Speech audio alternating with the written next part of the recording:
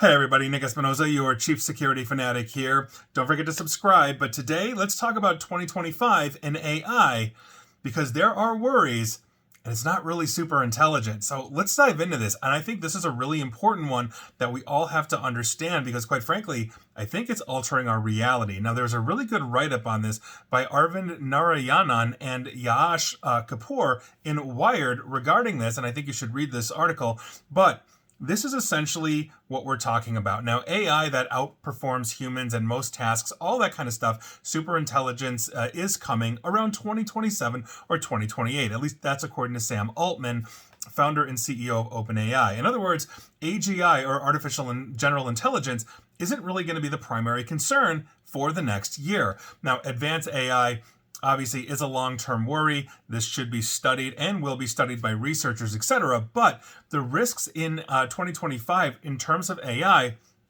are actually going to arise from misuse. And thus far, we've seen a whole lot of misuse, and it's going to get worse. Now, that said, misuse as a category is really broad, and there are many types of misuse. And so let's break this down. First one is unintentional misuse. And it really does come down to intent. If you think about it, if your intent is to do harm or let's say fool people intentionally, you are essentially misusing it. But you can unintentionally make mistakes and misuse AI, and we've seen a lot of that. If you remember when ChatGPT first came out, we started seeing a slew of lawyers being sanctioned in court for using artificial intelligence around the world to generate things like court briefings that didn't exist, and essentially they were unaware of the hallucination or straight up lying that a large language model like a ChatGPT can do. So in British Columbia, Canada, lawyer Chong Ki was ordered to pay costs to opposing counsel after she included fictitious AI-generated cases in illegal filing. Here in the United States, in New York, Stephen Schwartz and Peter LaDuca were fined $5,000 each for providing false citations. In Colorado, Zachariah Cabril, or Krabil, I believe, was suspended basically for a year for using fictitious court cases generated by ChatGPT and then blamed a legal intern for those mistakes, which I guess maybe ChatGPT is. Now, obviously, there's the most prominent case that made the rounds more than anything else in federal court in Texas, where essentially a lawyer went into federal court with 6 examples of case law to prove his case that the judge then basically vetted and didn't find anywhere, and went back to the lawyer and said, "Why are you lying in my court?" And now, if you walk into federal court in Texas, you actually have to sign essentially like an affidavit saying that you didn't get this from a large language model, an AI, or if you did, a human actually put eyeballs on it and verified it. And for the record, these examples are growing on, but that's unintentional.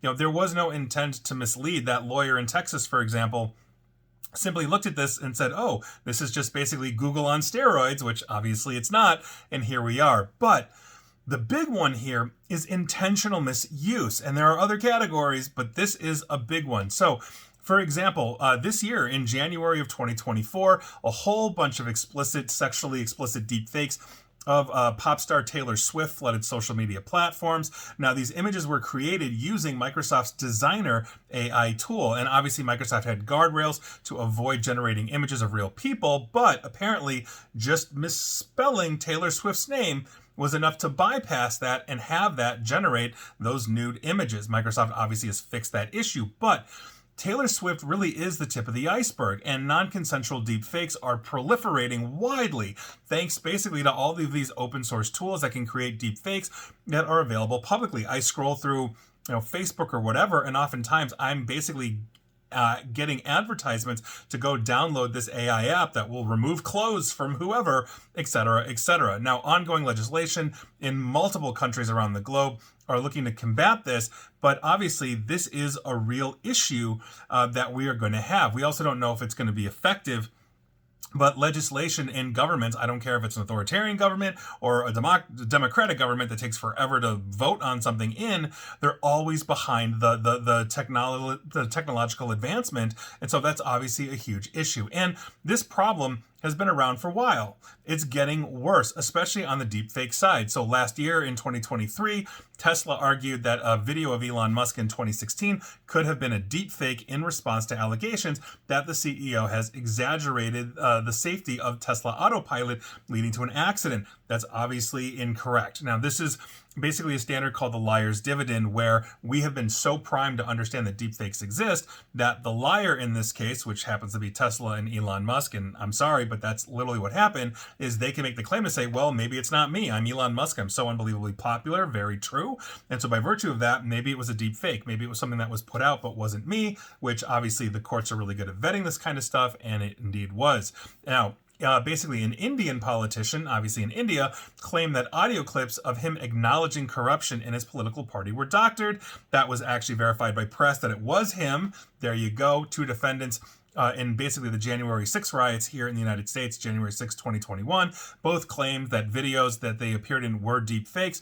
Both were found guilty. Now, I did a segment, I want to say like a year or two ago, on the liar's dividend, and I highly recommend you go look at that. You can basically search that in my YouTube page, for example. So now, moving forward to 2025, it's going to get even harder to basically understand what's real versus what's fake, because these are constantly improving and they're unbelievably good at what they do. So audio, text, images, video is all going to be absolutely amazing compared to even a year ago.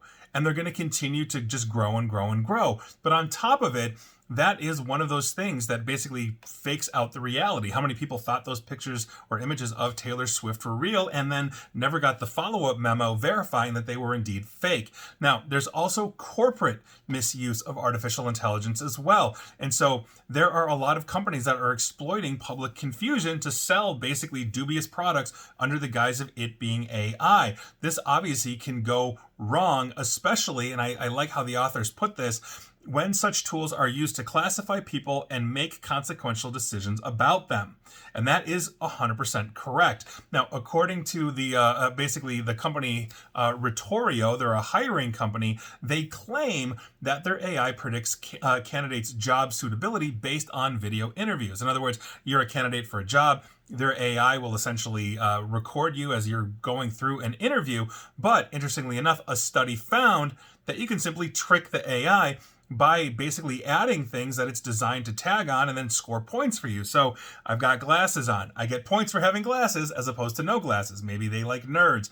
They also replaced a plain background with a bookshelf, and essentially that also scores points, right? It gives you depth, possibly personality, as opposed to a plain white background, or maybe you're obfuscating your background like you can do in a Teams or Zoom meeting. Either way, it's not good. On top of it, we saw the example, not mentioned in the article, but Amazon was using an artificial intelligence to essentially vet candidates for hiring back in the day, and it glommed on to keywords based on basically its training, and Amazon trained it on all the people they had hired in the past, which apparently was never a woman, because anytime it saw a female name, it excluded it. Anytime it saw basically a female college or a university that caters more towards women, like Sarah Lawrence, for example, it was basically lowering the points on that versus the male applicants. So it really does come down to training. Now, that wasn't intentional on Amazon's part, at least we don't think so, and they're saying it's not, and they've obviously since corrected that. But there are also dozens of applications in healthcare, education, finance, criminal justice, and insurance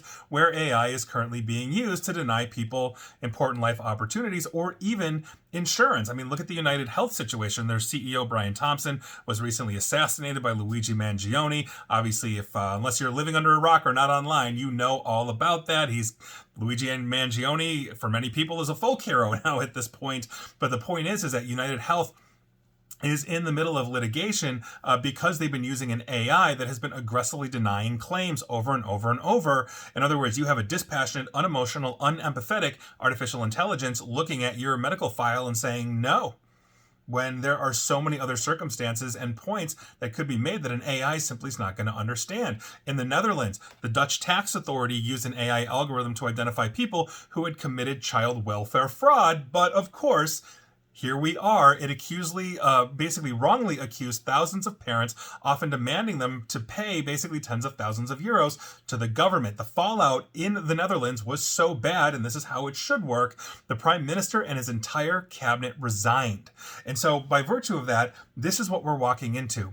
we are continuing to adopt artificial intelligence. We're going to be using it even more in 2025. And while it's not turning Terminator and superintelligence with AGI on us in 2025, it will continue to be misused. And by virtue of that, the vetting standards and practices are going to be difficult. If a United Health can use an AI that they've trained to basically deny something like, I think it was 80% of the claims or whatever, don't quote me on that, that's a huge issue. If we have AI that are doing job interviews and it's basically been trained to say, oh yeah, well, if the guy looks smart because he's wearing glasses and he's a guy, not a girl, that's an issue, right? So these are things that I think we have to understand are coming, not to mention the deep fakes. And then even the one thing I'm not getting into here is the political side of this. How much disinformation have we seen? I literally did basically a segment on this, I want to say about a month ago, in terms of the need for the editorial process.